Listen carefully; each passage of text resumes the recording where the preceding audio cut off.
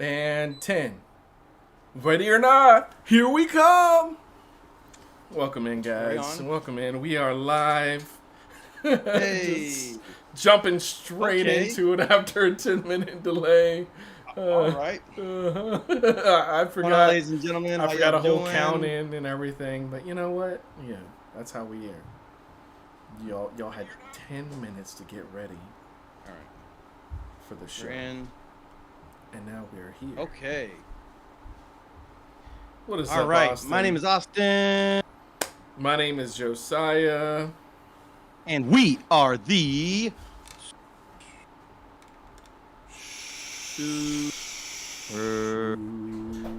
Cinema. Cinema Cinema. Brothers. Bro, whoa, whoa, Super. With All right, how we doing, ladies and barbecue gentlemen? sauce. How we living? Hey, we living up in here, man. We living. Right. Okay. We are. The stream is live. I see us. We're good to go. Live. All right. Out in the world. Okay, so here we are today. Once again, welcome in, guys. Another Monday, another movie. This time, I know we switched up on y'all at the last second.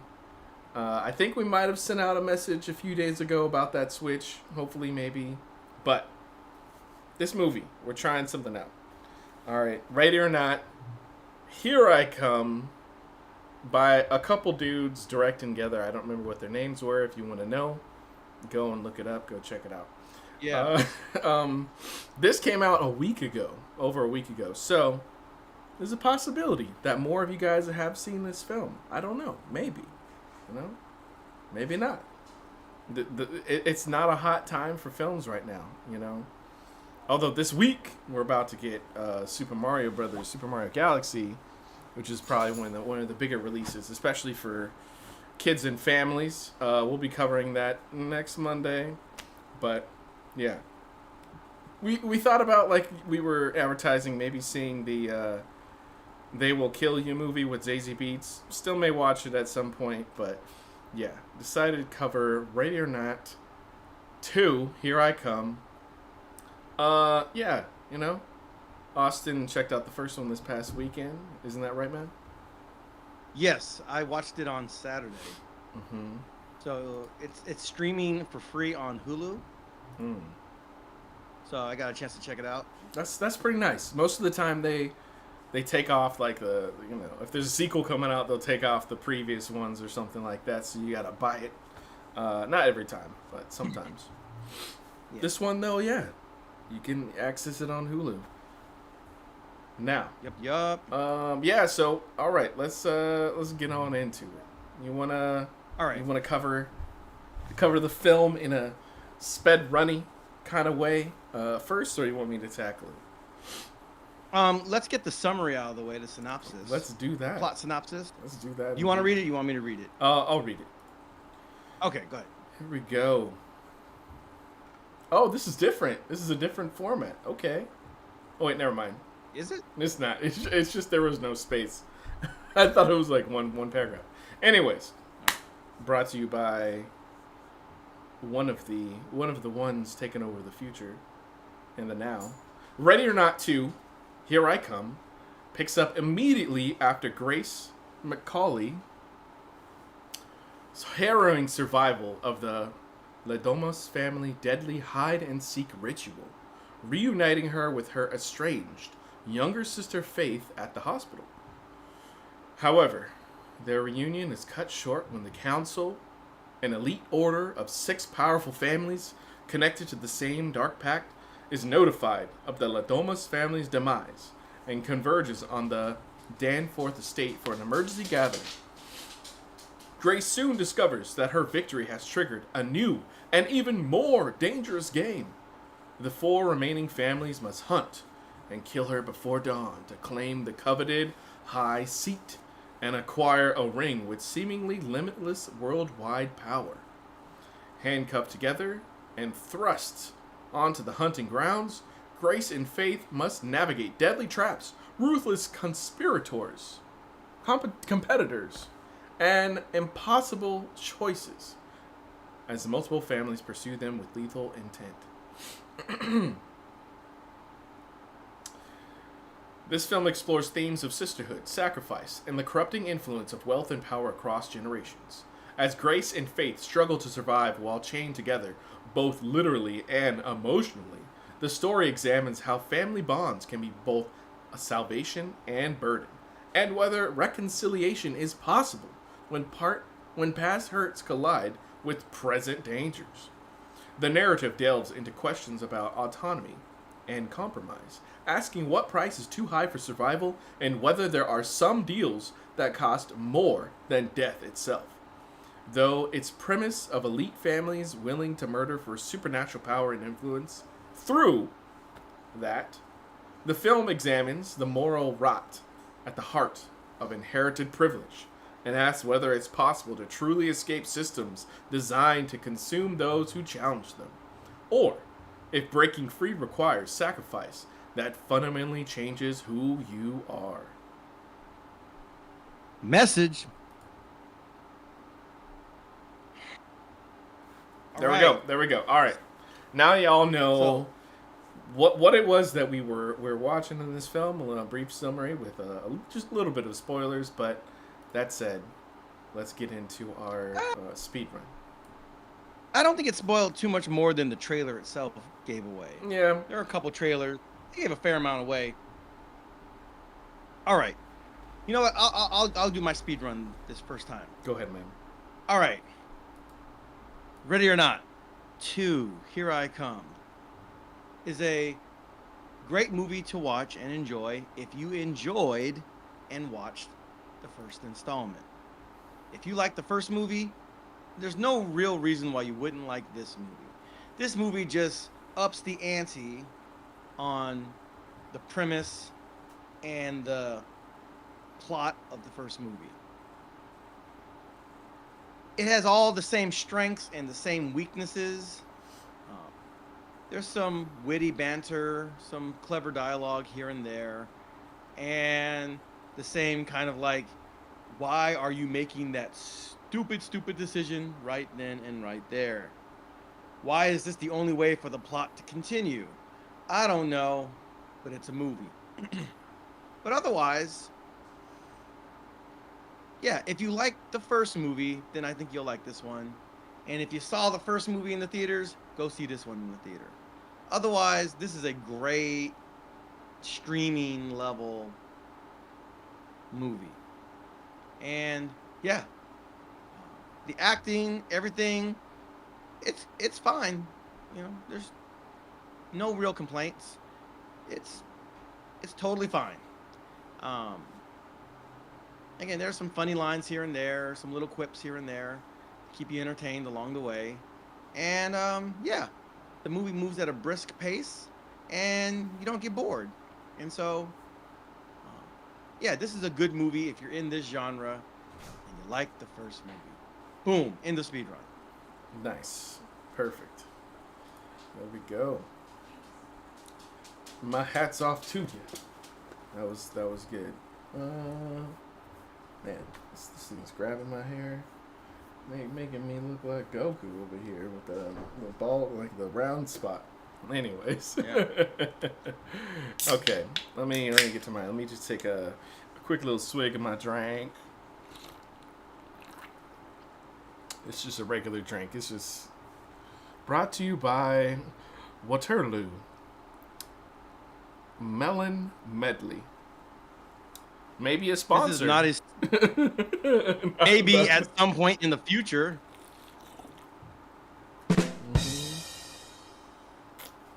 But not for this one. Oh man. Excuse me. Oh wow. Wow, it's some real riveting podcast material. Wow. Oh, I guess man. doesn't get all over the place, doesn't belong in your face, right? Okay. All right. Here we go. Here we go. This is my speed run. Wait, I gotta take care of this water droplet.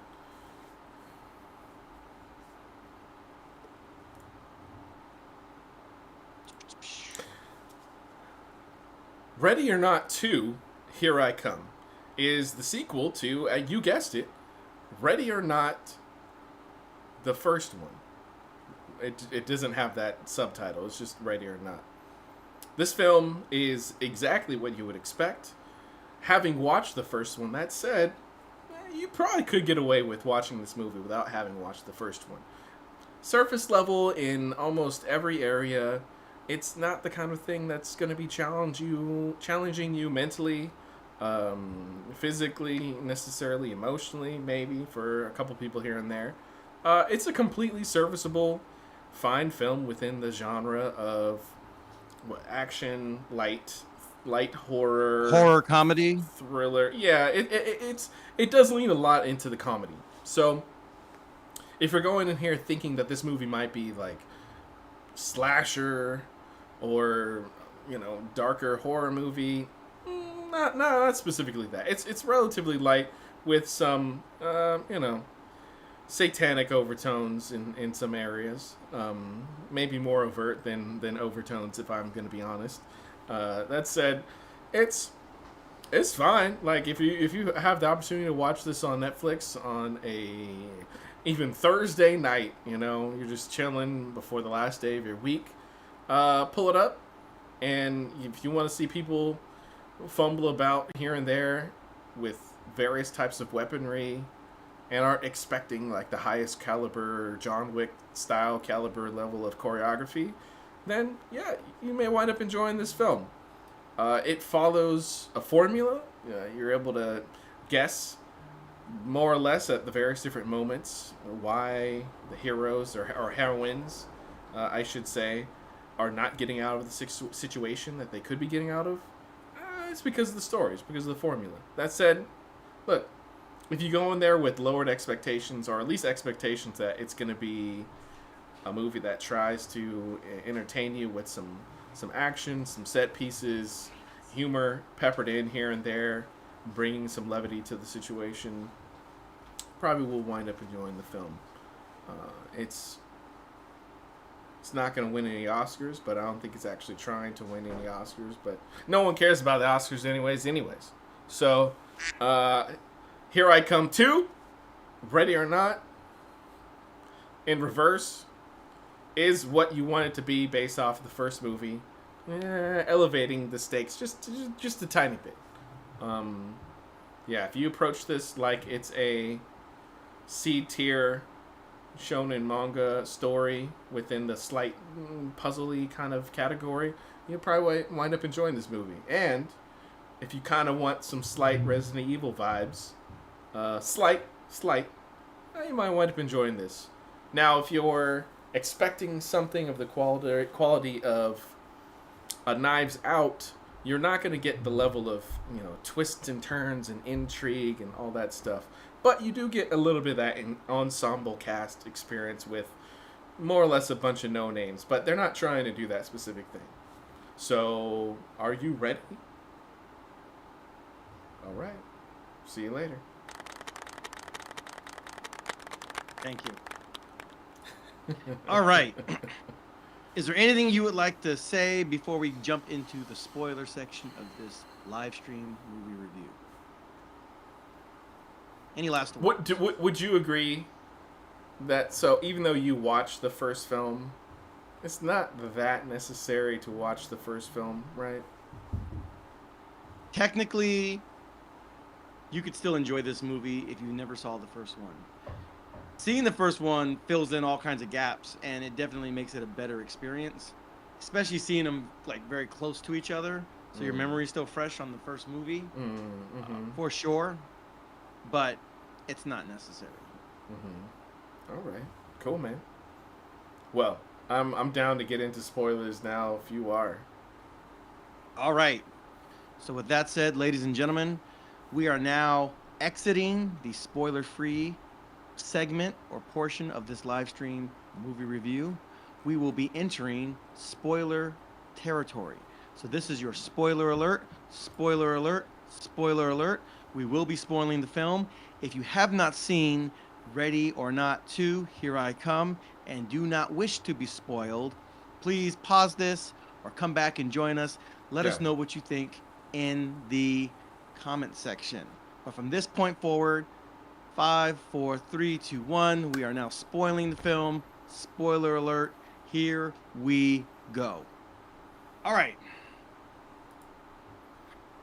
Let's talk about what we liked about it first. Let's cover Indeed. that first. Yeah. All right, I'll start. Okay. So, if you watched the first movie and you saw the ending scene, that's where this movie begins, like directly. Mm. This is like Incredibles to Incredibles 2 level of continuity. Yeah. With And- Grace on the steps there, right? Yeah, and if you're paying attention, you'll see that it kind of like, you know that thing where like they're blending two scenes together and they kind of like, it's kind of CG but not, you know, like it's showing the footage from the first film Mhm. and then apparently they got the makeup just right, so that's kind of impressive. Like they got the makeup just right Mm-hmm. or something. I don't know exactly how they did that, Mm-hmm. but then it goes, you know, and then she's like, boom. So that's she where it falls was. That's down. where I was expecting it to be. Yeah, I was thinking it was there. Yeah, there's like a dissolve. There's like a if you're paying attention, it's very very quick. But there's like a quick little like fade dissolve where she goes from where she was there and then it just zoop, and it goes into the current movie. If you're not paying attention, you will totally miss it. If you go down to get popcorn, you will completely miss it. And so that was cool. Yeah. is a hard- So when she's actually like falling, that part is like new footage, right? just before that. Just before that. Okay. Yeah, I was thinking that like when she was falling, I was like, oh, her face looks like the tiniest bit older. Tiniest bit. No, it's just, it happens while she's sitting there, and then like it kind of like it transitions, and if you're paying attention, it's just ever so slight. So it's pretty good editing from that regard, and you know the direction for her to act the way she did and kind of transition into it was effective. Pretty effective. Yeah. All right, so. Yeah. She was running on that adrenaline, and then it just ran out on her or something.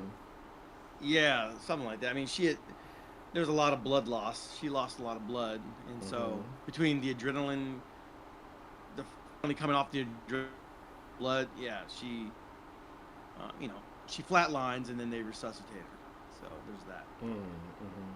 And yeah, this movie, I like the pacing of the movie. It moves pretty quickly. It doesn't waste a whole lot of time. It doesn't really waste any time. It just kind of goes boom, boom, boom, boom, boom, boom, from beat to beat to beat, the set piece, set piece, set piece. And so, yeah, you see some familiar faces. You see Sarah Michelle Gellar from Buffy the Vampire Slayer fame, and you see a couple other actors that maybe you've seen. There's one actor. He's on the morning show on Apple TV. He was the sharpshooter. He plays an anchor on the morning show on the Apple TV series. Oh, okay, yes.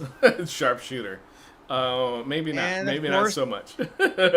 And yeah, I mean, he plays the shooter, right? He was also, I want to say, I think he was the mayor in The Dark Knight.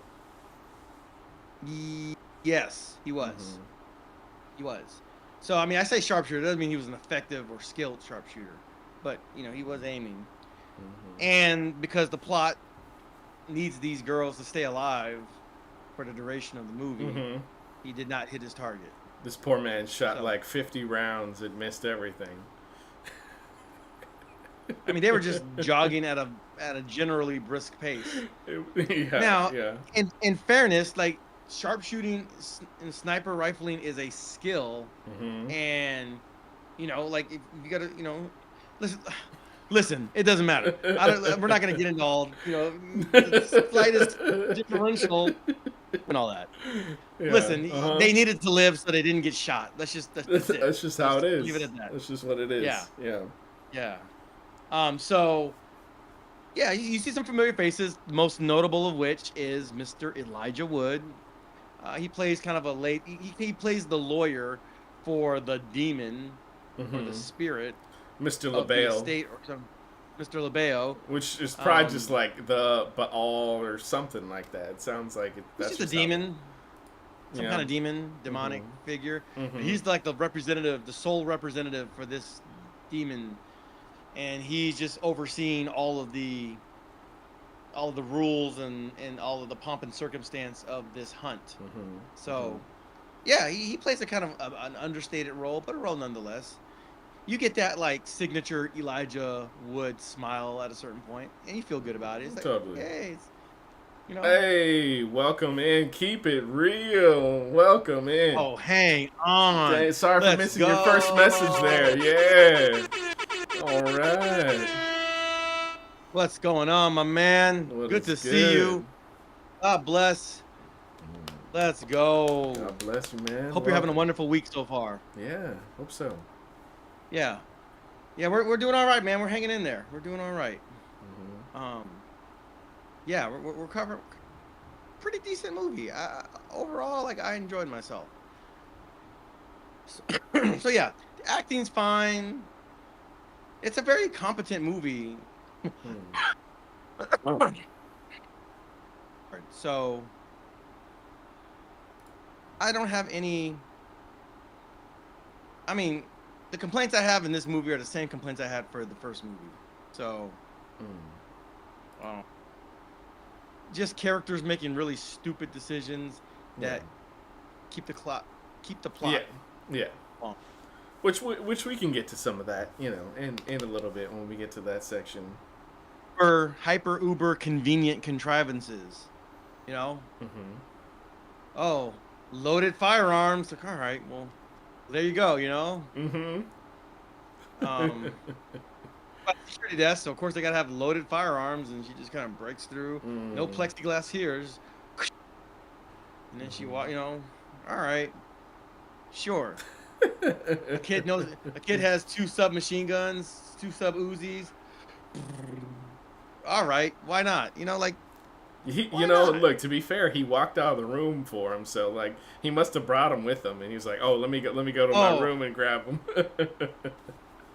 Yeah. Oh, my favorite one was at the very beginning where the old man, the father, he's like, accept the negotiation treaty, and then it just shows up immediately on the news. Yeah, exactly. Like no, not even. It just changed the wording on the bottom. It did. Instantly. I'm like, all right. It was that fast, you know. What are we saying? What are we saying about the news, guys? They're in on it too. Oh no. Yeah. But resume the peace talks. Look, like, all right. Look, at the same time, it's you already have to have accepted the ridiculousness of the movie, like especially if you had seen the first one. You're like, okay, yeah, these things are gonna continue to be ridiculous. All right, they need to up the stakes. Okay, the people control the world, and I like how when Elijah Wood was saying that, he's like, he was like, the world, you know, like he kind of like ate that line up for a half second. Don't go JoJo Dio. Don't like. I can only imagine. No. I don't know how many takes they had to go through just for him to say it seriously. Zawarudo. Yeah. Oh man, just the footage, the film reels they burn through on the dailies, just getting him to finally like just say the line, bro. Just say the line. I know, right? Just deliver. Come on, please. Frodo, say the line. He's like, we're not here for months, like that other film you were on. I know you wanted to be in the live action of the JoJo's Bizarre Adventure, but like you can't bring that here, you know. Yeah. Boy, that having a live action is crazy. Anyways. Oh yeah. I guess it had a Japanese one. It had a Japanese live action. That's right. I think so. I'm pretty sure. Okay. So I'm not gonna say that doesn't count, but we all know if it counts or not. Anyway. So it looks like Keep It Real saw this film also. He said it was a interesting movie. Yeah. Okay, so like, I mean, yeah. So the things I like, you know, it's just basically a faithful continuation of the first movie. My favorite thing about the movie, besides like the premise is pretty spectacular, fantastical, and a little bit ridiculous. Um, so I would say like one of my favorite things is that I like how they just kind of lean into that. Mm-hmm. And when it's time for you to jelly explode, it's time for you to explode. It is time. So Mm-hmm. I'm cool with that because that's established in the first movie. Yeah. At the very end of the first movie, right? It's like, oh man, Mhm. all right. So here's what my favorite thing about the movie. Keep it a whole buck. Like, demons are real. Oh no, no, no, no, no, no. Doggone it. No. No. I mean, we get thumbs up to the fact that they exist, but not that they're any good, for creation. Yeah. Mm-hmm. But goodness. My goodness. Look, but God knows what your heart's intent was in that situation. yeah. It was the laptop that was betraying you. Yeah. In a kind of in a kind of goofy, quirky way, this movie takes demonology very, very seriously. It's not really a serious movie, but like that's the whole premise. Like, these people made a pact with Satan, and Satan is collecting on that pact. Mm-hmm. And so, they went out of the way to say "Hail Satan" multiple times. Oh, so many times. Yeah. Mm-hmm. Yeah. And that brings me probably my most favorite of the time thing. tongue in cheek, but there are a few times where I'm like, I feel like they meant it. Yeah. Yeah. So the favorite thing I like about this movie is, and I'll explain it to you this way. Okay. If you want to know how the God of the Bible, namely the Old Testament, the God of the Bible in antiquities wanted his chosen people to live, you would read the Old Testament. If you wanted to learn about what the God of antiquity, the God of the Israelites, the God of the Old Testament, expressly forbid his chosen people, the Israelites, to do, then you want to go ahead and read the Epstein Files. This man had a temple on Little St. James Island. This man had like vats of sulfuric acid shipped in for God knows what. We know that they were sacrificing children, they were eating children, and they were doing all kinds of unspeakable things that we will not cover in this podcast. But suffice it to say that very rich, very powerful people, families, if you will, that run institutions, countries, economies, continents, they get down and do some of the most vile, despicable, heinous, evil, disgusting crap imaginable. There's a question that people on the political left will often posit, which is can you be a moral person and a billionaire? Can a moral man, can a righteous man become a billionaire? Like, what it takes to become a billionaire, the people that you might have to step on, the souls you might have to crush, the lives you might have to forever destroy, the careers you might have to end, the people on Skid Row you might have to leave there, like the games you have to play, the cheating, the backstabbing, all the immoral things that you have to do to get to that pinnacle, and the type of person it turns you into in the process. Can a righteous man, become a billionaire? Is it possible? Yeah. Retain your virtue while being in the 10-digit club, or the 10-digit club? It would have to be 10-digit club. Or the 10 figures club, There are movies that have explored this. Chief among them, one of my favorite would be The Godfather, the first two Godfathers, Oh, in 7 years we're gonna be complete. In 5 years, he told Michael? He told his wife. Oh. Yeah, Michael told his wife. Diane Keaton, but I'm Kay. I don't remember. Kay, yeah. Yeah, in 5 years we'll be complete. The Corleone family will be completely legitimate. She's like, they're dancing. She's like, yeah, you said that 7 years ago. He's like, hey, listen, I'm trying. And then there's a hit on him, and then this, and then that, and then this, and then that. If you watch The Godfather Part 3, which, for the record, is a fantastic gangster movie, not a fantastic Godfather movie, because the Godfather movies are like way up here, right? And Godfather 3 is like right around here. But it's not way up here. Those two movies are flawless. They're perfect. This movie is just really, really good for a mafia movie. But in that film, he's like, just when I got out, just when I thought I got out, they pulled me back in. It's like the most famous line in the movie, you know? And yeah. And this movie, coming back full circle to this movie. Yeah. This movie's like, oh yeah, the people that run the world, yeah, they worship Satan. Do all of them worship Satan? Are all of them doing unspeakable things to the most defenseless, you know, people in our society? Yeah, you know, one would hope not. One would hope not. And I certainly hope not, but yeah. You know, I mean, Michael Jackson wasn't, we now know, and look what they did to him. You know, so that doesn't mean that he was without his eccentricities and the weird things about his life and so on and so forth. But yeah, all that to say, this movie, and I don't know if this is just a gigantic psyop, Illuminati psyop. Yeah, by making a fanciful story of something to sort of like delegitimize the reality that it is. Yeah, it's like, oh, okay, just like in Ready or Not, you know, where they're all worshiping Satan, like, yeah, just like in Ready or Not, where they're all worshiping Satan.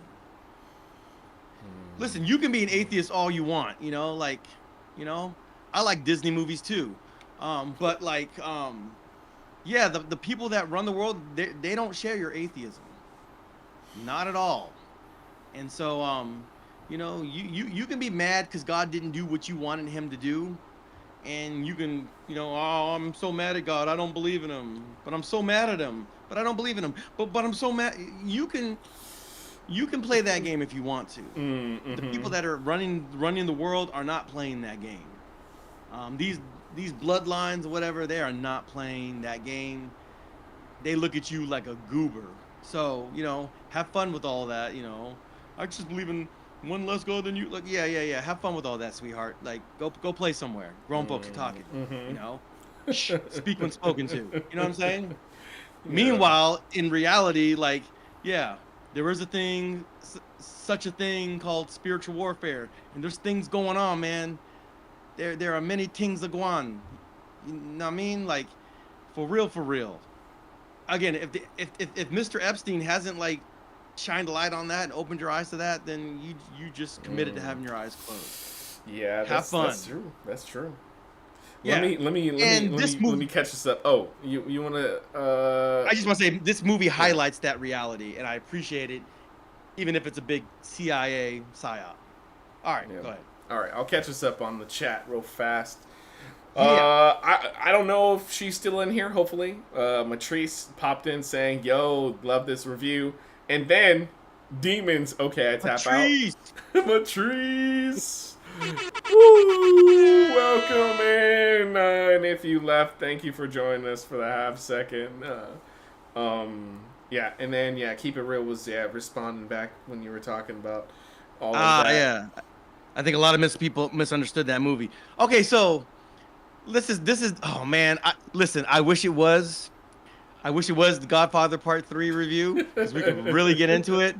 This is no Godfather 3 is based on some real stuff between the Catholic Church and stuff going on with them and organized crime and money and billions of dollars. There's a whole that movie, like, again, it's not a perfect Godfather movie, but it's still a top tier mafia movie. And it gets into all kinds of stuff. So, like, I'm not knocking it. It's just, it just can't hold a candle to the first two. Which is fair. Right? Which is very fair. There's a reason why the first two films both won the Academy Award for Best Picture. Like, that's not an accident, you know? Back when those awards really, really meant something. Yeah. You know? Mm-hmm. Okay, so, Yep, the family's going to be completely legitimate. I think Godfather 3 is a lot of people misunderstand that movie. Okay, possible. I'd love to get into it, but it would take us off of this movie, unfortunately. But I hear you. I appreciate where you're coming from. Uh, one thing for sure, they worship in Jesus Christ. Okay. That one I was thinking there's maybe some- he was saying that at some point, you know, like every knee will bow. I'm not sure. Okay. Possibly. Yeah, please feel free to clarify. Let us know if we're on the right track or not on that. Keep it real. Thank you. You also said there's some type of truth in that movie. Not 100%, but there's some truth to it. Okay. People who reach that level believe they're more powerful than God. Yeah, there's bro, yeah. Lucifer was the misunderstood angel of light who was just trying to illuminate and give us freedom. La la la la la la la la la la la. It's a retelling of the Garden of Eden. Yeah. Yeah. Yeah. God is a moral monster. Yeah. The first two films are classics. The third one just exposed what the church was really all about, especially the Catholic Church. A lot of crooked crap goes around. Oh, absolutely. The stuff that goes on in the Vatican. Again, this is a movie review podcast. I'm fighting the urge to really I know. get my man we'll Alias have to fresh. cover it sometime. We've got to cover it sometime. Get my man Alias fresh on the stream and to break bread with the family and really get in.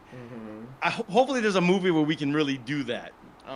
No, This movie touches the surface, kind of like surface level. This is like This is like very my teenager. surface level. Yeah. This is like my teenager's first Illuminati starter kit. You know what I mean? That's 100% what this film is. Yeah. Yeah, that's what this movie is, right? So just kind of surface level Satanism, you know, hail Satan or whatever. Bro, can you imagine if Ari Aster directed this movie? Bro. Oh man. If that man directed Bro, this movie, oh my gosh. We would be in counseling right now, bro. Like we would be probably. Our healing journey would have to begin, bro. Like it would be so unsettling, bro. You wouldn't even have the idea of a good ending to the movie. It would be a miserable time for like 80% of that film. You're set up for like a tiny bit of happiness in the beginning, but you wouldn't even get that because this movie starts off with her like completely beaten on the steps at the beginning. Yeah. Like even if Rob Zombie directed this film, it'd be pretty wild. You know what I mean? Man, the action might be better. Might be better if he had directed it. So a whole lot more cheesy too, I would say. Which getting back to like what we were talking about things that we liked of the film. You know, we can ping pong a little bit. I was gonna say, I think it does a pretty good job. Like, not only within the pacing, but recognizing what it is. And it's not trying to be like super deep about any of these things. That it's just, it just wants to tell an entertaining story with some tension and some stakes. And I think it was effective enough. Keeping the tension. I was curious to see what was going to happen, turn after turn. May not have been exciting every decision they made turn after turn, but I still was engaged enough. One thing that I'm thinking about here, looking at the poster, is Grace, our main character. She wears her wedding dress that is like completely blood-soaked from the first movie, and completely silly, funny sort of moment where she's in the hospital there and like she's like, oh, I can't do anything in this gown, and she like takes out her wedding dress and puts on her wedding dress and her like her hospital gown just for context. Hospital gown. Puts on her yellow chucks. It's like, and the music changes, like, all right. They have a couple little like actiony like setup shots. It's like watching a Joel Schumacher like Batman movie. It's like Batman getting all suited up, and it's like this is what this film is. It's like it wants her to so hard to be like the bride from Kill Bill to some degree, that like she has to be wearing her blood-soaked bride outfit, to be in the action. I'm like, okay. Do you remember this thing from 5 years ago? Do you remember this thing where she had the dress and it was red? Do you remember? Uh-huh. Do you remember? Yeah. This is member bearing. This is just standard member berries. Mm-hmm. Anybody who doesn't know what that reference is, it is a reference from a South Park episode where these little berries. But do you remember? You remember Indiana Jones? He's got the hat. He's got the whip. Do you remember? He's running from the boulder. Do you remember? Do you remember? It's that kind of thing. Yeah. Mm-hmm. All right, so Yeah, the first movie, Keep It Real, we were saying Austin watched it on Hulu just a couple days ago, so you can find it a few there. ads, a few ad breaks, but Mhm. you can just watch it for free. Um, Mm-hmm. yeah, does Hulu even have an ad-free tier that doesn't require you to refinance I'd a have to mortgage look on your into home? I'd have to look into that. Never. They probably don't. Man, that's a whole nother thing, man. Like, Yeah. yeah. Watching all these streaming Anyway. platforms with ads, but anyways. Yeah. There's a certain level yeah. of campiness to this Yeah. that I guess I can Mhm. enjoy. Like these girls are like little skinny twigs. They're not particularly tall. 100%. They're super skinny. I mean, this one of the girls, the younger sister, at one point is just getting horse kicked by this grown man, and somehow she's not dead on impact. It was making him look know? terrible. We can get a little bit more into that as well. But talking about Grace, I actually liked the sister dynamic in this movie. Look, Yeah. did I like I did too. 110% buy into the like? You completely did me wrong. Not 100%, but like she was a teenager. She was what, 15 when her sister left. I can. That was like a week. It was kind of weak, but I kind of understand because like you're dumb when you're a teenager. Yeah. I'm like, okay. People do get pretty hurt as they're teens and preteens, and like some things really do stick with them. And like her leaving in that moment, I don't think was like the worst thing that she could have done, but I could see where she was coming from. So yeah, I appreciated the sister dynamic in this movie, and I actually was rooting for them, and it was one of the things that kind of like was different about the movie compared to the first one, because Grace was on her own, like basically the entire first movie, right? I guess. So, given her someone to be there was a way that this movie kind of like separates itself a little bit, kind of takes things to another level for this film. So, I thought it was good, and the girls had a good kind of like dynamic, sort of what do you call chemistry with each other. I believed it. Yeah. Sometimes Faith would deliver a line that was like super flat, and I'm like, I think maybe is this her acting or just the way that like they wanted her character to come across? I'm gonna say it's more the direction and the writing. Yeah. I don't think she's the problem. Yeah, probably not. Hey, Genobi! Welcome back. Shinobi.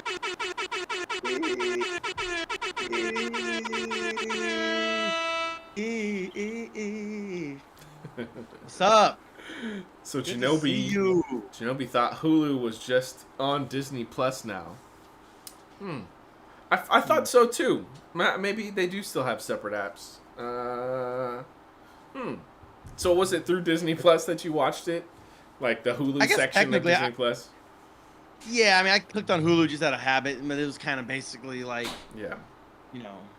I had to sign in with my Disney Plus login, whatever. Yeah, but yeah, I mean, it's basically Disney Plus. Oh, okay. Yeah. Oh, fascinating. Keep It Real says he wanted the brother and sister combo to win. Oh, Sarah Michelle Gellar. Mm-hmm. Man, she caught a rough end. Yeah. Oh man. Yeah. You know what? Like, we can save this for the stuff that we yeah, didn't like. I won't. Yeah, I won't go deep into that. I was just gonna say. So, I mean, when it comes to storytelling, it's always kind of like tricky. Like, typically, you want to spend most time with the main character, the protagonist, which they do. And there's always a question on like how much do you show like things not from that perspective. And in this film, they have to show a lot from the like antagonist's perspectives. And so when they do something like that, they have the choice to like either just like make the antagonist like completely hateful, or to try to like humanize them and stuff like that. So Um, they kind of did a combination of those things, right? Because like the twins obviously were like super rich, you know, they were spoiled and all that stuff or whatever, but they set it up with the father, especially with the brother getting like slapped in the face and like disregarded, for there to be reasons that, you know, you can sympathize, you know, for his character. And then, you know, as you're watching the film, you kind of are thinking a little bit about like, okay, what might it have been for these two to grow up, yes, with a silver spoon in their mouth, but still human beings, you know. So I think, you know, the actors, I think they chose good actors for it. I actually didn't want. At one point, I was like, man, should the brother come across more villainous? Because the actor, he kind of seems like and looks like an average guy kind of a person. Like he doesn't have that like weird features or, you know, a limp or anything like specifically that like screams villain specifically, you know. And I think it worked for the film. I don't know that his like dark moments necessarily like hit a high for me as far as like, oh man, yeah, his villainy is terrifying. But yeah, I wound up liking the the twin couple. I thought a few other things would happen with them, but yeah, we can cover more of that stuff later. Okay. I think I pretty much said everything that I liked about it. We can jump into like things negatives, the things that we didn't like. Is there anything else you want to say before we jump into that? So I was describing a bit of a like Resident Evil vibe that this movie has, and I think that's primarily because, you know, like in some of the Resident Evil games, like you're in like a big old mansion, you're wandering around, it's like empty. Sometimes like you're being pursued by things. You know, the main characters are struggling to make it by finding like weapons here and there. I can't say specifically it has that feel, but every now and then, and maybe that's just because I recently played Resident Evil Requiem, and it had a few more of those like member berry, a lot of member berry things in it also. Um, but anything else in particular? Like we talked about Elijah Wood. I actually think yeah he played the role well. Um, he's also one of those people where it's like no matter what, like I kind of like this guy. Well, not every role. I'm not a heartless, you know, villain. Sin City, I didn't like him in any way, shape, or form. But in this film, at the very least, like I start off liking him. I'm like, yeah, he's got some funny lines here and there. You know, he plays it off pretty well. But I like how he winds up like ducking behind his like podium that he's always behind. You know, because he knows what's coming when someone's about to explode. But yeah, I don't know. I think that's more or less it when it comes to like the things I liked about the film. Yeah, we can jump into negatives, and then Okay, before that, Matrice asks, how did you like the music scoring and sound effects on the background to complement the movie? I liked some of the songs, a couple of the songs. I mean, the only song I remember, there was one song in the very beginning of the film Mm-hmm. that was like pretty good. It was a pretty fitting song. Mm-hmm. Otherwise, like as far as the score, like I couldn't tell you what it really sounded like. It was just kind of a generic score. Yeah.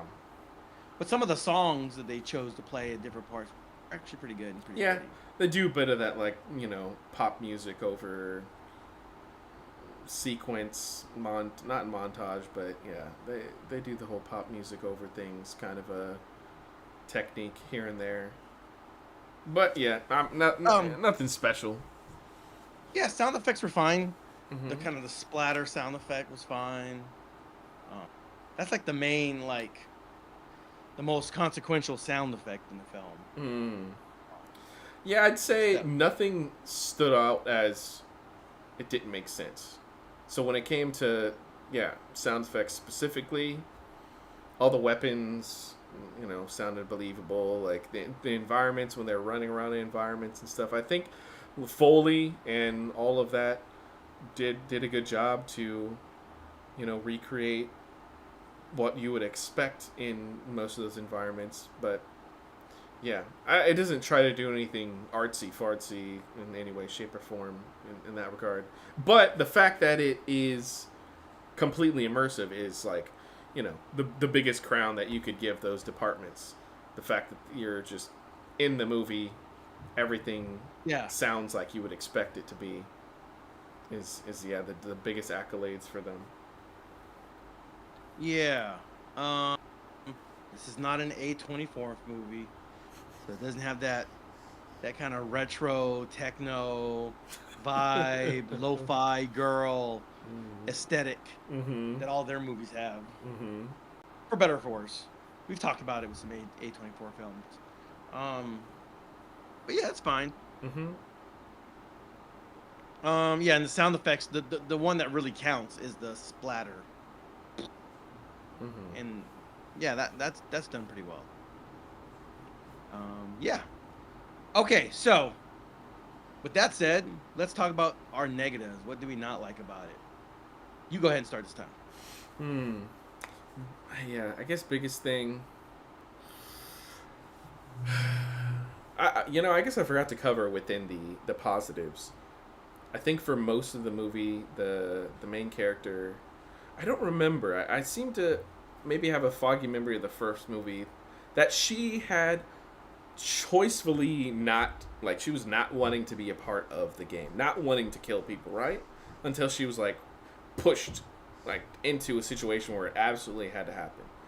I felt like she still had that perspective of, like, this is their world and this is how they go about doing things.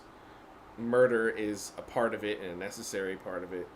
That's not something that I do. I felt like that she, for most of this movie, she still had that perspective, which I can definitely respect. I mean, it causes problems practically, but I mean that's the whole point of like having a story being told. Like, your main character is not supposed to be buying into the drinking the juice of the villains and the people that are causing conflict. And she's rebelling against them, and like this happens to be like a rebellion in which she's not going on a murder spree just willy-nilly. um so I can respect that that's what happened for most of this movie, but I know they really worked it in to be like part of the twist, and it's it needed to happen writing wise. I really did not agree with her like signing her life on over any way, shape, or form. Like, she seemed like the kind of character, along with her sister, especially her sister, but her Grace even. It's like I don't think she would do it. I don't think she would do it. I think she was so adamant about not doing it, and it was so integral to her character that the fact that she did it, even though she like turns the tables right away, didn't work for me personally. Yeah, I kept waiting for a twist right at the last second. Yeah. Um, because like it creates other issues. Like they're having this satanic wedding, Mm-hmm. and so if she is consenting to it, does that make her one of the devil worshippers? Should she not also be exploding once she put the ring on? You know what I mean? Like there's like weird things. I mean, Mm-hmm. Mm-hmm. yeah, she killed her husband. Immediately upon but it's just But she's it already gets a she little signed it over. messy. Like this, like the movie wants to say, with the ring, she's so all powerful that she can remove herself from the contract willingly Yeah, for with so that seems to no be recourse. Which maybe they're leaving. They're probably leaving for a third movie if they can, to be like, oh, all along LaBelle like knew this organization was corrupt and it wasn't serving his purposes the way he wanted to serve it, so he wanted to use you to bring about a new version of his plan by eradicating the old version. And so even though you said you gave up your position, you're still under contract under him. Like I can 100% see them like doing something like that for a third movie if they were to even get a third movie. Still, it doesn't work for me at all because like her character, and they even nod to it. Her name is Grace. Her sister's name is Faith. Like there's the the Irish Protestant comment they wind up saying about them, like Irish Catholic or Irish something? Catholic, yeah, Irish Catholic, line that they have about the two of them. It's like I thought, like a part of the point is they are different. They're in no way, shape, or form on that side. They will never be on that side, and that's maybe like without them going and being so I don't know cheesy about there being like an angel above them or something like that. Like this is what allows them to to take down this organization when it seems to be, especially with like LaBelle showing up in a half second, like winking at her basically. It's like, oh no, this is just his plan all along. Like she's just playing into his plan exactly the way he wants it to happen, more or less. Maybe, or maybe just sees the cleverness in what she did. I don't know. That's it's inconclusive. Well, it's unclear. we'll see. We'll see. Long story short, for me, like her selling her signing the contract in blood and all that stuff doesn't work. Does not work. Yeah. Not unless she were to like rip the page out and like set it on fire or something like that and nullify it. Man, something like that. Would that even nullify it? Like that sounds like child's play, being like, oh yeah, just burn it. Like it takes care of the demon contract. It's like, really? It probably doesn't. But anyways. Or it could just be till like do you part or whatever, or until the great beyond. Yeah. I don't know. Yeah, kind of murky. Mm-hmm. And then when she puts the great beyond, then like I just nullify all the rules. And I just nullify. You know what I mean? Say the last 10 seconds once more. It's like, the ring becomes like the ultimate Uno reverse card, or the undo. And so she gets out of whatever entanglement or other blood pact that she was in because she's all powerful, Mm-hmm. And she threw it away before she, it's almost like the ring. She threw it away before she could be seduced by its power. You know what I mean? And I think she was able to do that because these people tried to kill her. So, it's like, I don't have any kinship to these people. These people, I don't want to rule over these people. These people are horrible. You know what I mean? Mm-hmm. And so maybe there's like a Faustian gamble or sorts or something like that, like the allure, kind of like the ring that binds them all, very Tolkien-esque. And like the allure, the seduction of it is what keeps this going or whatever. And to close the loop, forsake it and get rid of it. Yeah, see, it's becoming more complicated than I think is competent. Is like the writers and the filmmakers are competent, to be enough able to cover. to execute on. Yeah. I don't want to ask. I don't want to keep asking all those questions and like try to make it more complex than it is.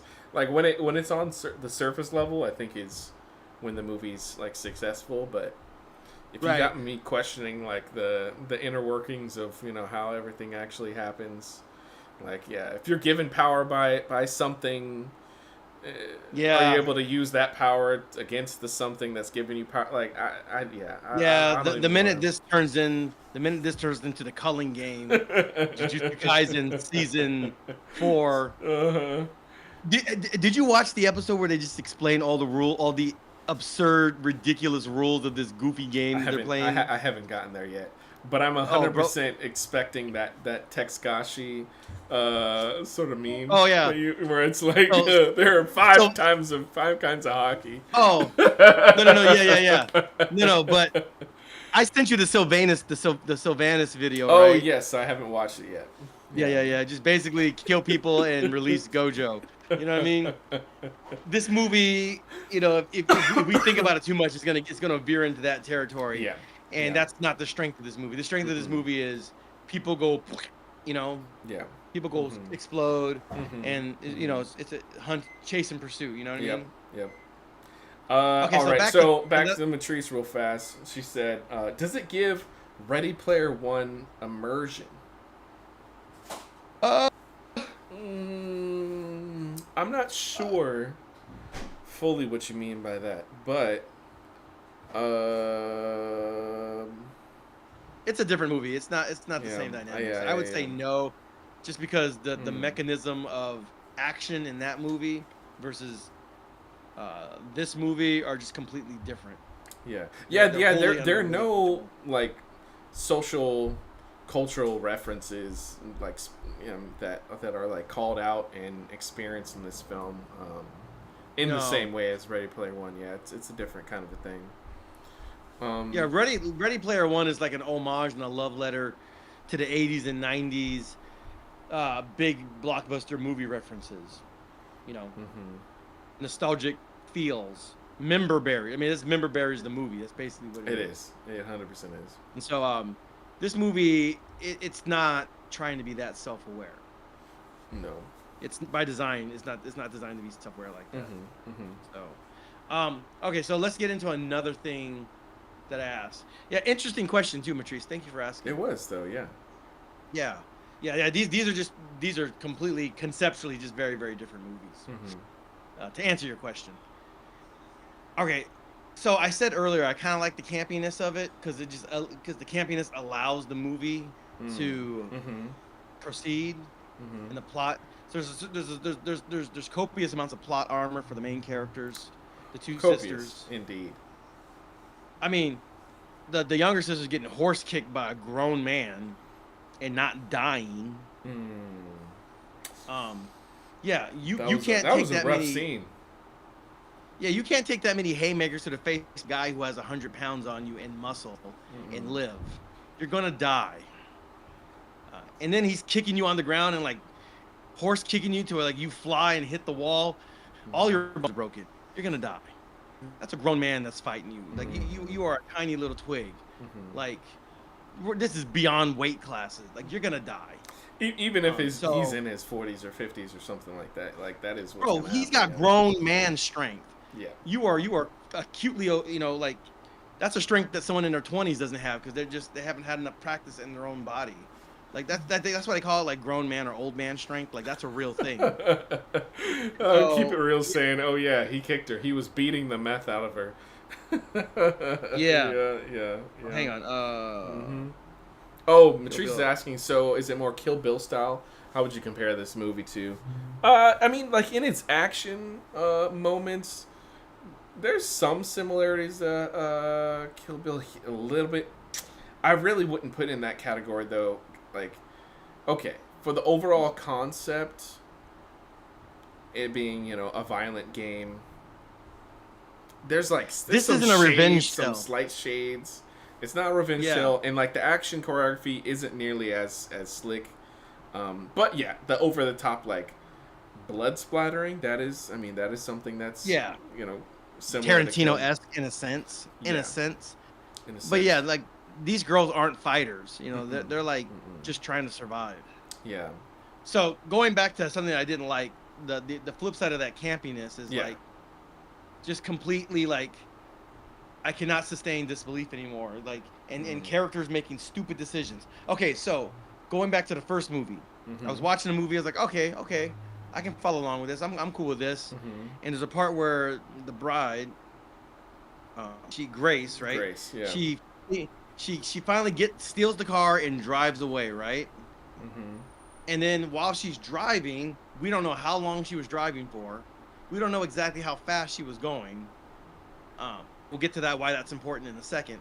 But like at some point she decides like on the by her touch the OnStar and like try to report a crime or something like that. I'm like, Mm-hmm. and as a result of that, the whole car shuts down Mm. because it's reported stolen or something like that. First of all, who's reporting this car stolen at that point in the night with all the other things they got going on? Mm-hmm. So that's dumb. But the fact that she called them is even more dumb. Like just go straight to a police office. Like you're on a car. Just get out of just put as much distance between yourself and this other person. Right? So then the car Mm-hmm. freezes, which is bad enough. But then the butler that she's kind of got the car from after a tussle he just like knocks on the window, like he was able to, like, he was knocked out. He woke up and then knew exactly where she was driving and like got to her in like light speed. Like this doesn't make any sense at all. I had to stop the movie and like stop. I had to call a friend and like, you know, I was just like, I had to occupy myself because I was so like, this is so stupid. This how the movie continues, right? This is so, it was stupid to the point of irritation and frustration. Like I actively I didn't want to see the end of the movie for a period of time because I was like, this is stupid. This is like, I don't even care what happens anymore because that's so stupid. It doesn't make sense. So thankfully nothing that stupid happens in this movie, but in the same vein, it's just like, you could just get away, you know, have your family spat like after you escape. Like, why are you guys trying to like handle all that in this super, you know, that's dumb.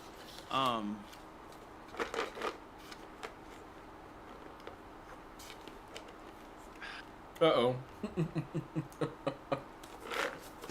You know what? I don't even want to go there. You know, like, ladies, what a nice tonight. Like, I don't want to go there. Like, I don't like. It's okay. We can leave it something. right now. And whatever. So like, yeah, and like, there's times when like they should have killed characters and they let them live for some reason. Like, these people are trying to kill you. So they get up like. Yeah, that was like actively when I was thinking. I was like, okay, I think this is the main character's perspective. Like, she doesn't want to be part of the game. That's kind of how I was rationalizing those moments, where like, you know, like the first one of the first guys with the washing machine. They try to be like, oh, get his phone. My first thought is like, you really think that phone's gonna do anything? You really think it's gonna do anything at all? You're like, this guy's even, like trying to murder you. You're not just gonna like leave that thing on and walk away. Is this really not gonna happen? And it was like, okay, the main character is not trying to play the game, not trying to murder people. Maybe that's what it is, and that's kind of how I rationalized it. Because there were so many moments where they could just kill the people, like the twins. Like, they walked up behind them, chop, bam, chop, bam. Yeah. Yeah. Would have been done. Yep. Yeah. So like, cause like, killing them is existential for them. Because if they don't kill them, then they die. You know what I mean? And so, I don't know. Like, they had no problem throwing that guy in the scalding hot, you know, boiler washing machine, whatever machine, industrial washing machine. I'm like, why are you stopping it? Just let this roll for eternity. Like, go on. You're standing here waiting, debating whether or not you're gonna let it go. I'm like, because you want his phone? Like, no. That's stupid. That's dumb. Yeah. All right, Matrice. Love the depth of perspectives. Off to put the kiddo. All right. Tell the kiddo we said good night. Sleep tight. Don't let the bed bugs bite. Yep. All right. Thanks for joining. Thank you for joining us. Yeah. Yeah. So that actually connects me a little bit to, unless you want to finish your thought. Yeah, I was just like, you're spending time in this place that you don't really have. You know what I mean? You need to be getting out of here immediately. You know? Yeah. You know, and there was also a missed opportunity. The one wife that left. You know what I mean? Yeah. We didn't see what happened to her, but I'm pretty sure she blew up too. She splattered. She somewhere. signed. Yeah. Oh yeah. So, you know, missed opportunity for. I was momentarily happy for her that she was like, you know, post-credit scene splatter. She's taking over everything. I mean? She's like, you know, she's in a better place. She got this loser as a husband, but I mean, not that I'm supposed to not that I feel all that bad for her. If she's in a loveless marriage, like, that's her fault, and you know, she's living her life. But not to go down that path. Yeah, they could have had a moment where it's like, yeah, they show her. Let's not go down the path. Let's not go down the path of personal responsibility and accountability. Let's not do that. Let's not do that at all. No. Yeah, but yeah, that was a missed opportunity for like an end credit scene splatter or whatever. She's going to the bank and about to like transfer accounts, and then something like that. Mm-hmm. But whatever, it's Yeah. fine. Yeah. Um, So this being I mean, basically the day after the first one, more or less. Maybe there's like a day yeah, or so in between when she's in the hospital or yeah, something. But right. um, She's out. She's knocked out. Yeah, there's a part of me that kind of wishes that she sort of got the like Sarah Connor experience or execution, where like in the first movie everything's completely new to her. She's not like competent or whatever. But then by the next movie, like she's now upped her game. Like she's prepared and like for whatever's gonna yeah, happen. Like a part of me kind of wished that Grace was like this also, but I give it some leniency that like okay, this is like the next day or a day or so removed. Um, at the very least, she's like, I've been in this. Like if you don't follow me, like you're gonna die. I kind of wanted that to like continue a little bit in moments of her like being much more competent, but it's only a small amount of time that's passed by. So like, yeah, I let it slide a little bit.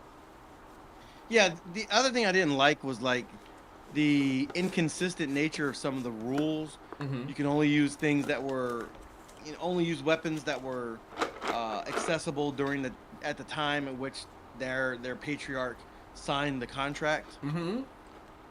And like, okay, so they didn't have go-karts back then. You know what I'm saying? Mm-hmm. They didn't have golf. They didn't have golf carts back then. Is Yeah. it only applied to the weapons? You know what I mean? Mm-hmm. So like some of that stuff was just kind of like, all right, well, how strict are you adhering to these rules? There's one scene where the guy's like text messaging. Mm-hmm. He's about to send the text. So I'm like, okay, but like again, it's inconsistent in the film. What counts and what doesn't count? You know? Yeah, it was just supposed to be the weapons, which admittedly is fun, but they could have seen it through beyond just that. Like, yeah. Or they weren't allowed to use technology in any way, shape, or form that was beyond when the signing happened. Except for the ones that did. I guess they signed much later or something.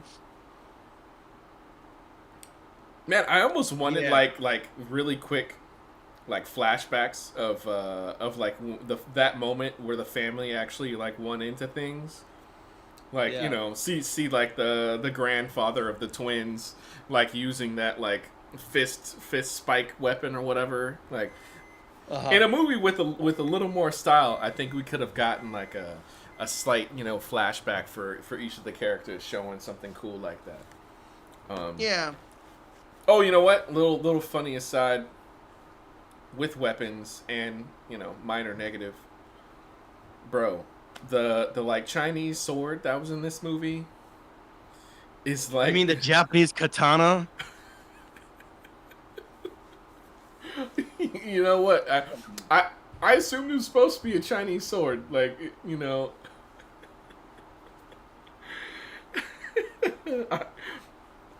I assumed they had some that looked like that. I didn't want to be like, wait a second, that's the Japanese katana, but this lady's not Japanese, right? Like, I didn't want to be that person.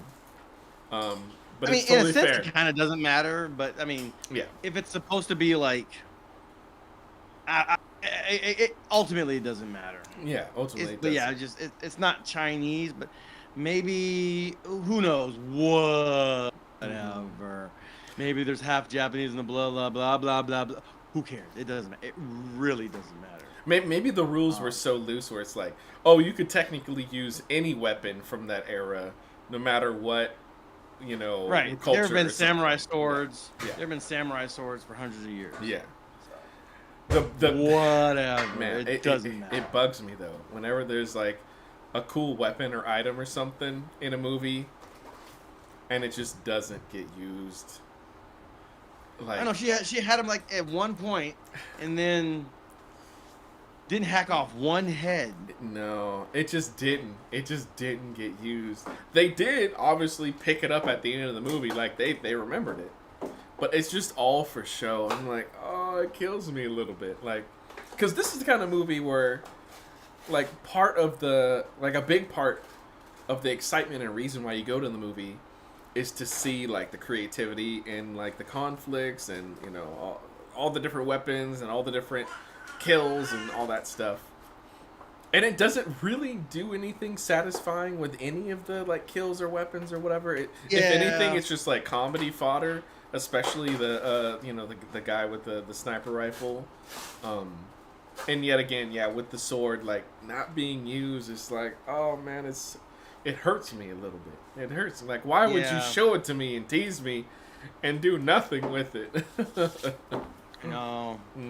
I thought someone was gonna get their arms chopped off or something. You know, something. Yeah. I mean, look at her. Look.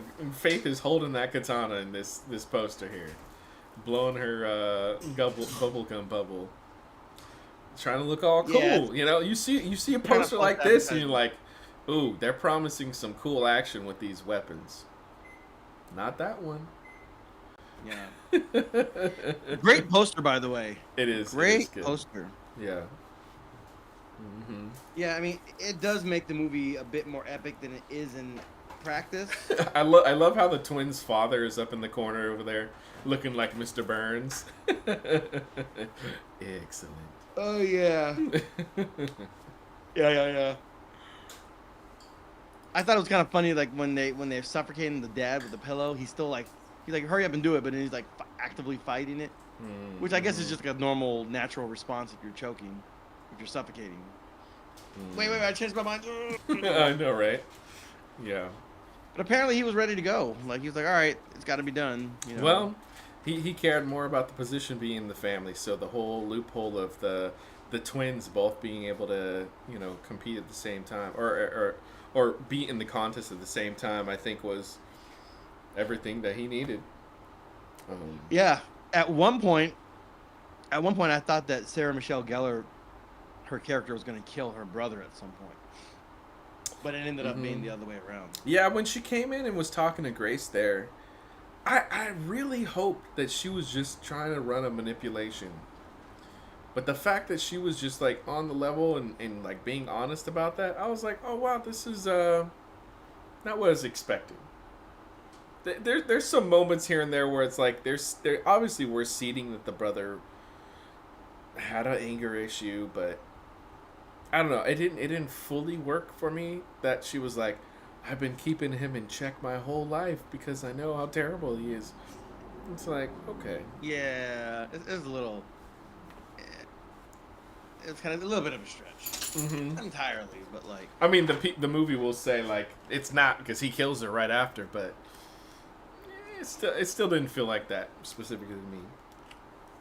But I guess in action, he's willing to choke her out, break her neck right there. So maybe she is right. Right. You know how you get all these people to show up at your wedding, impromptu, in the middle of the night is interesting. Keep it real said, yeah, the father slapped him around. And she starts slapping him around too. So I do see the rationale. I do see the reasoning there. Yeah, I don't know. Yeah, just even his facial expressions when he was like being extra mad, I was like, I don't know. It was like, I guess this isn't his fault, but in my mind it was kind of like, who's the guy that plays Punisher and he plays John Bernthal? Yeah. This is not fair, but this guy in some ways he kind of felt like poor man John Bernthal, just with like the facial expressions. I don't know. I was like, I kind of wish it was John Bernthal, but like, you know? I don't know. So, he was okay. He wasn't a bad. It's just like, I couldn't figure out where he was. Like, his character was like a little hard to like figure. Like, is he like smart? Is he dumb? Is he violent? Is he scared? Is he traumatized? Is he a daddy's boy? Is he, you know, like, I don't, is he a mama's boy? It's a little, I don't know, like, it was a little, like, I'm not getting a clear enough, like, signal, like, what he's all about. Well, you knew there was definitely hurt between him and his father with what his father basically telling him he was not who he hoped to be, slapping him, And then when All he said was like, when they "Man killed the up." father, he was like slapping the pillow extra Punching a afterwards. pillow, yeah. Mm-hmm. All right, I guess. But yeah, Yeah. I didn't fully feel it personally, like as the movie went on. So I was saying earlier, like I kind of appreciated that they didn't just make him like super mustache twirly evil or like raspy voice, like you know, serious evil. Like I can appreciate that he's like more of a real regular person, but And not Sauron. Yeah. yeah, exactly. But yeah, it does feel did feel a little bit like a jump. But Yeah. yeah, it was fine. So yeah, it's just like characters that needed to be killed. Because if they killed those two characters and then just took off into the night, leaving the compound, they probably would have gotten away, and all those people would have blown up anyway. You know what I mean? Mm-hmm. Yeah, which is why when she like signs the contract, she only needed to wait what like three or 5 minutes. I thought that she was gonna like use that whole ceremony as like a diversion for sunset to come, and then she's won the game, and then she doesn't have to go through with the wedding. But apparently I was thinking something like that too. this game is set up so that in the middle of it you could be like, I'm gonna get married to somebody, and it just ends the game. A little anticlimactic for the game. I know they meant it as their like big twist, but Yeah. it takes the wind out of the sails a bit for like how crazy this game is. Oh yeah, Keep It Real saying don't be surprised if there's a third movie.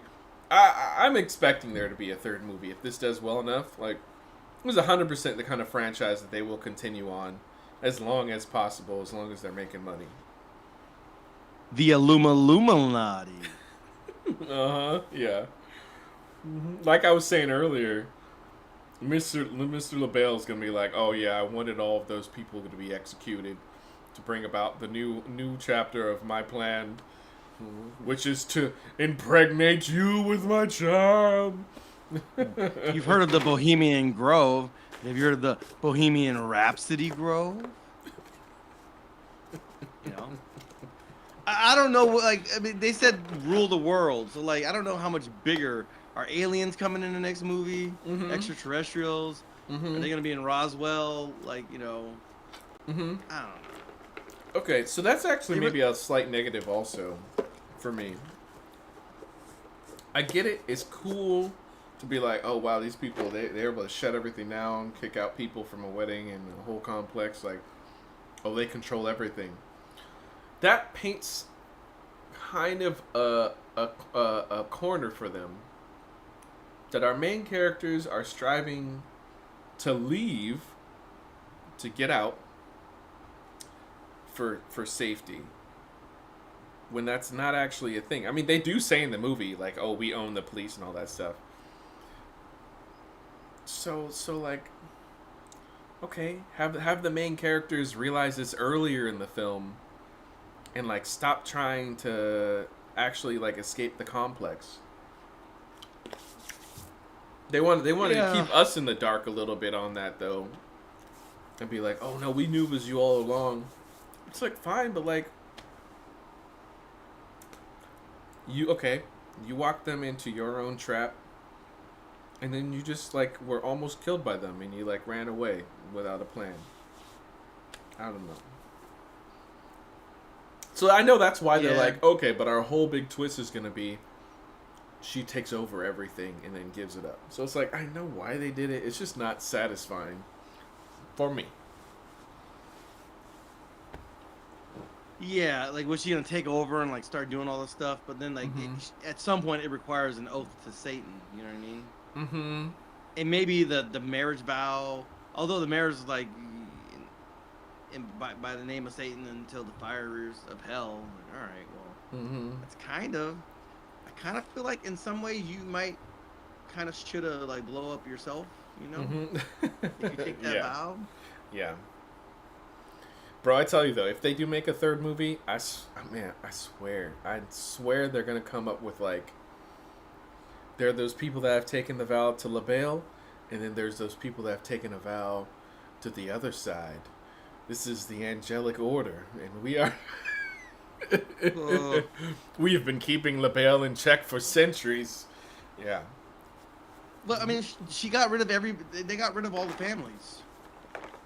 Well, I mean, Elijah Wood's character's still around, and LaBelle's He's he's just a got lawyer. he's got a different plan. He's got a plan. They're gonna make something happen. But I do agree with you. How do you get to higher stakes beyond the world? Like, I don't know. Like that's why if they do bring in angelic order, they'll be like, not only the world's at stake, but the entire spiritual existence of everything's at stake. I swear, man, I swear they're gonna try and do something like that if they do get a third Yeah. movie. I mean, I guess a bunch of like fraternal orders, Freemasons, Mm-hmm. uh, JWs and LDSs. I don't know, man. Like Mm-hmm. Elks lodges and Scottish Rite centers and any place with a checkered floor. Like, Mm-hmm. Yep. I mean, how deep you want to go? I don't know. I mean, listen, nothing would make me happier than if they made like a film version of The Music Industry Exposed. For those of you who don't know, who weren't around for early YouTube, there was a long running series about like the Illuminati and like music and media and all the symbolism and all the songs and all the artists that were secret devil worshippers. Amazing stuff. Oh, it was so much fun to watch. How much of it was true? I mean, a fair amount of it probably could be true, but you know, the degrees, or not the degrees, but you know, the extent to which you believe this, that, or the other, it's up to you. But if the third installment wants to be like, go into like all of that stuff, and we're like George Soros is the final boss, you know, like, hey, I'm cool, Mm-hmm. you know, Mm-hmm. or who's the guy? Who's the guy that does like News Corp? I forget his name. Or, you know, fill in the blank, right wing or left wing, big bag billionaire boogie monster. Whatever. I don't care. Like again, this is not a political thing. But if they want to go there, I guess. But they already said you could rule the world. So like we're kind of like, that would include that all those people would be under your subjugation and control also. You know what I mean? So like, I don't know. Like, Wow. yeah, Mm-hmm. she didn't want to sell her soul to Satan. Does that mean you're gonna start going to church? Like, I don't know. Like, what does that mean? I don't You know. know? I mean, like, I almost hope that there's a little bit of something like that. Like, I don't know. Yeah, your name's Faith. Your sister's name's Grace. Oh, come to find out, our whole family. You guys becoming nuns? No, no, I know, right? It's like our whole family has actually Yeah. like your actual fathers and mothers are actual fathers and nuns. Priests and nuns, a forbidden love, but Yeah, the birthright exactly. goes both ways. Oh gosh, whatever. You know, Oh like, man, there's a I way don't this know. gets real cheesy. So Yeah, but like again, she could have ruled the world. I don't know how the stakes could be higher than that. yeah, I mean, okay, like this is why I'm saying like I don't want to get like think too deep about the film and like the inner workings of all that stuff. But the movie like starts to head in that direction, and it's not the strength of the movie. Like when it really comes Right. down to it, like if you're gonna sign things and like take all that power, like just causing a few people to like jump into a pit does not fix the situation. Like you technically should be She just made like, in the left the system. vacuum. Yeah, exactly. Like you should be in the system, like figuring out a way to dismantle the system. It's not gonna happen in an instant by just like a few people jumping in the pit. Right. I was just talking about with respect to like the potential for a third installment. You know, like Mhm. what would they be talking about? Mm-hmm. Where would you go? Like, again, I don't want to go that deep into this movie either because it's not really designed to go that deep. Yeah. It goes a little bit, but it's not designed to be like super deep in that regard. But I don't know where else you go if they're planning to make a third installment in 5 years or whatever. And if they do, I hope there's like it'll some probably time. be sooner. I have a feeling it'll be sooner. Okay, maybe. Yeah. Yeah, but I hope there is more of a time skip and like more of like a Sarah Connor plot if they're gonna do that. Although that could be kind of cheesy and like done poorly. Again, yeah, if maybe they not. start fighting and stuff, like again, you weigh like 98 pounds. You know, like if I dip my shirt in water and you know, like you're done. Mm-hmm. Yeah. So, That said, Yeah. like, look, if you were to go through circumstances like this, I mean, who's not gonna try and like get stronger, get more competent, get more prepared? Like, they have to know this thing's not going away. Like, it's not done. yeah, all I'm saying is these girls are like 120 pounds soaking wet. You know what I mean? Like Oh no, I know. I mean, there's the movie Magic fresh out the thing. pool. Yeah. You know? Yeah, it's true. But like you're saying, even with Sarah Connor, that actress isn't giant herself. You still believed her. She had submachine guns. So like you at Yes. that point, you know, That'll be what happens here, and like they could physically get built and like be more muscular, like the actress was in Terminator 2. sure. Keep It Real's hitting us with some of the details on financials. 23 million worldwide for the second movie, 14 million budget, so it's already made like 9 million more than its budget. First Yeah. movie apparently was only 6 million budget, and it made 57.6 million. Yeah, and then But he it doesn't also- need to be like this crazy success. It just needs to like make some money for the studio. yeah, he also hit us with his idea for the third installment. You could use the twins' father as being the girl's father. Hmm. Oh, Oh, interesting. interesting. Okay, yeah. Like she's a long lost sister. Mm-hmm. Huh. It's possible. Yeah. Yeah, it's possible. I get the feeling that they want her specifically to be like a nobody. Like if they were gonna make her anybody, like she was born into Catholic order of the Templars or something. Like they would potentially do something like that.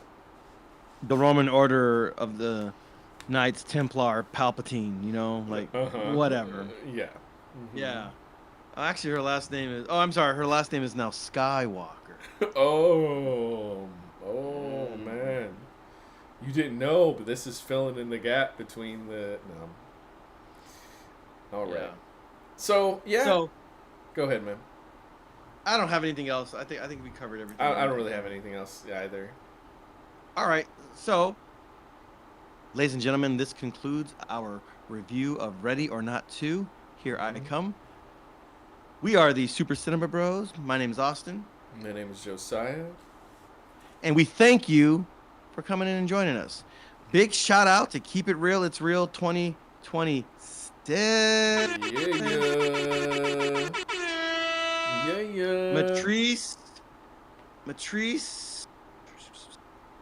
Matrice Iantorno. Woohoo! And I know we had a Genobi 121. Genobi 121. Yeah. Thank you all for joining us. Thank you guys. Please, if you would be so kind, we would really appreciate it if you would like, subscribe, and hit that notification bell so that you can be notified for all of our latest live stream movie reviews. Mm-hmm. I believe we're going to be doing the Super Mario Galaxy movie for Yep. next Monday. What's up next?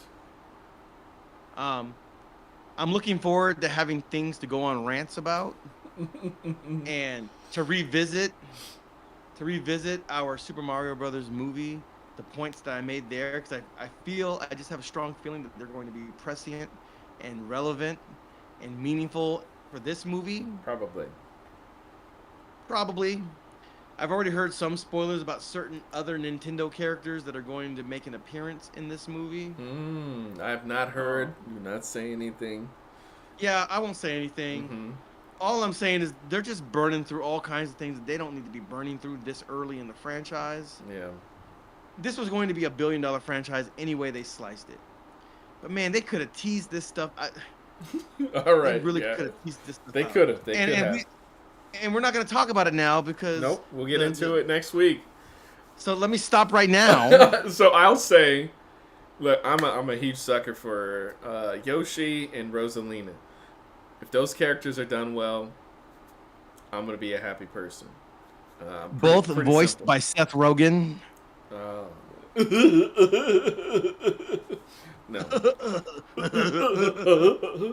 Yeah. Oh. Okay.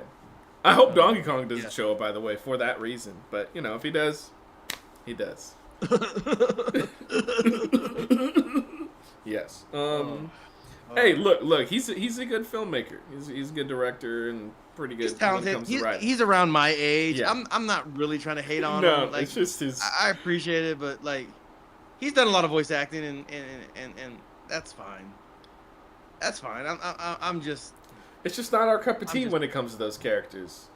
He did the Donkey Kong like that, and then he did, what was it? Was it Bebop? I forgot. One. I think it was Bebop. Anyways. Yeah. So, Anyway. yes, thank you. Keep it real. We appreciate it. Another excellent show, man. Yeah. No, Thank you, man. You're always a big part of it.